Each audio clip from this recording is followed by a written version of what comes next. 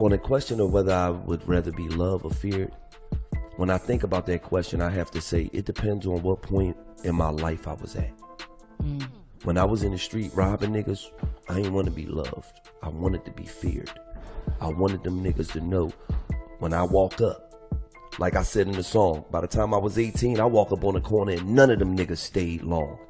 And I ain't lying, kid, I had that iron sig and my heart fucking bigger than a lion's is. I wanted niggas to, when you walk up, you wanted niggas to get the, oh shit.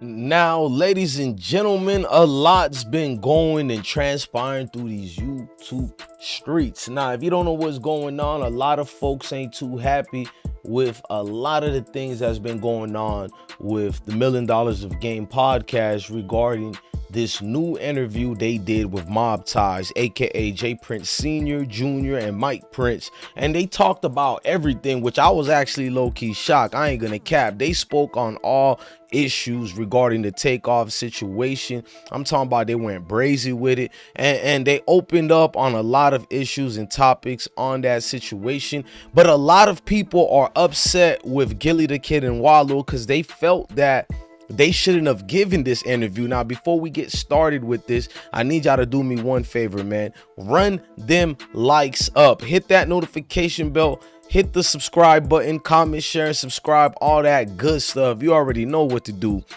I need y'all to go rock out with Pesh Mayweather right quick and go show some love to his Instagram one time in that A. And I also need y'all to do one more thing. Go to IsmokeHiphop clips, and we got a lot of new content we're gonna be bringing on this new channel. I need y'all to go rock with that movement over there too. It's gonna be different content with shorter minute spans instead of a whole lot like any other clips channels, you know what I mean? So salute to the IsmokeHiphop Nation. I'm your host, DJ Bless One. But we know the $1 million worth of game, they really do give $1 million worth of game. They're very articulate.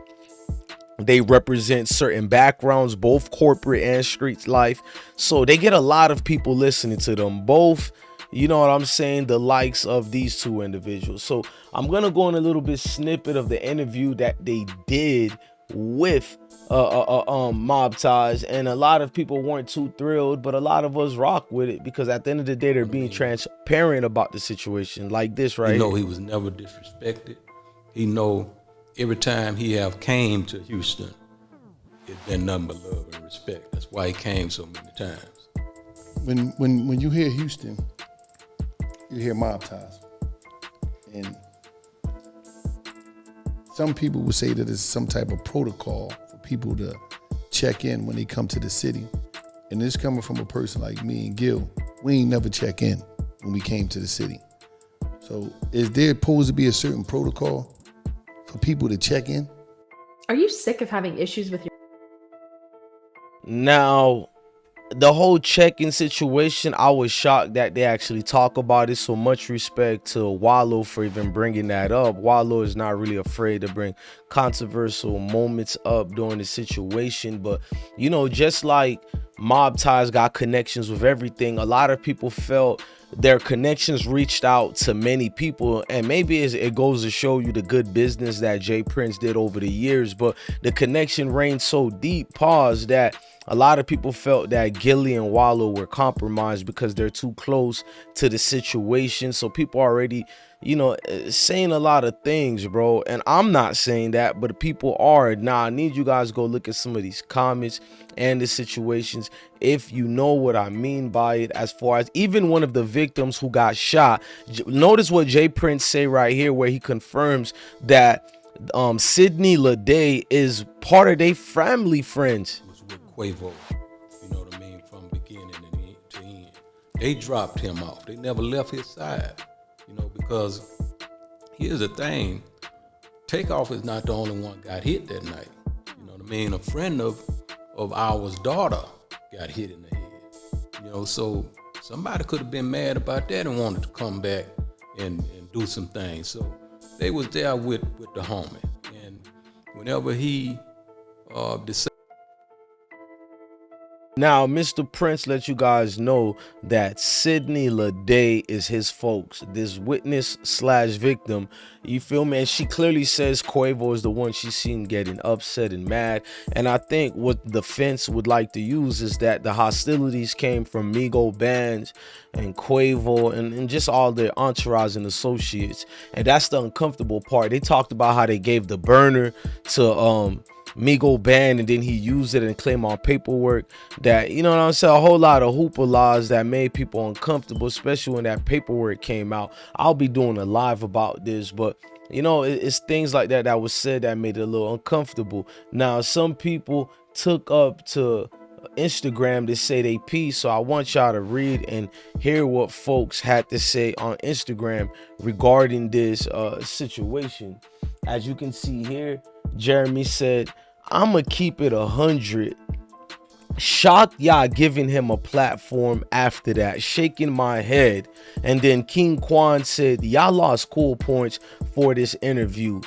A lot of people got one say, just feel off, something ain't right. You know, another person said, I love you, Gillie, but this is obviously BS. I don't believe anything this man says, because a lot of people on Reddit was trying to act like Gillie and Wallo got extorted by mob ties. I think it's just a friendship and they got to be journalists. You know, much love to Gillie and Wallo. Y'all got to understand that at the end of the day, these two are household journalists. They're not here to propagate and instigate beefs, but people are going to claim you're instigating beef when you bring up the topic in the conversation that most people want to know. Because whether you agree with mob ties or not, whether you rock with Takeoff or not, you still want to hear everybody being transparent. I know I do. Regardless, like just like when a president say, I'm not going to speak to this country over here, that's kind of weak. I think all people should meet up and have that conversation. So for the fans and supporters of Takeoff, even if you like a mob ties or not, like me, I don't pick no sides. So whether I feel emotional about Takeoff or not, I would like to hear everybody involved say something. I ain't gonna cap. If it's refreshing to hear it, whether I agree with them or not, whether I feel uncomfortable with mob ties or not, but it was refreshing for them to finally say something. And that's another thing. People have been feeling that they've waited far too long to speak up on any of this situation. And the fact that he's calling Migo bands a rat and all that is not sitting cool with people in the A. But then you got people in certain other groups that are like, call him out. He did, you know, so-called told, and I'm not gonna put that jacket on nobody. That's up to y'all to do that. I'm more concerned about this Takeoff justice, or at least what happened, or what, you know, let's forget about the justice part. Let's get closure and understand what really went down and happened. I think that will make peace, and that'll bring everything in the right way if you guys understand to what degree I'm saying. But the connections of mob ties go so deep that people think a lot of people are bought off or paid for, so it's just uncomfortable. It don't sit cool with most individuals, you know what I mean? That connection reign supreme. But look, on another note, I'm your host, DJ Bless One. Thank you for watching another episode of IsmokeHiphop Live. Y'all gotta let me know in the comment sections how y'all feel about it. Do y'all feel like everybody on Instagram and Twitter and Facebook and Reddit that, you know, Gillie the Kid and Wallo was wrong? Or do you feel like me and some people where we feel like whether you think who's wrong or right, they got a job to do as journalists, so they got hard-hitting controversies that they have to speak on?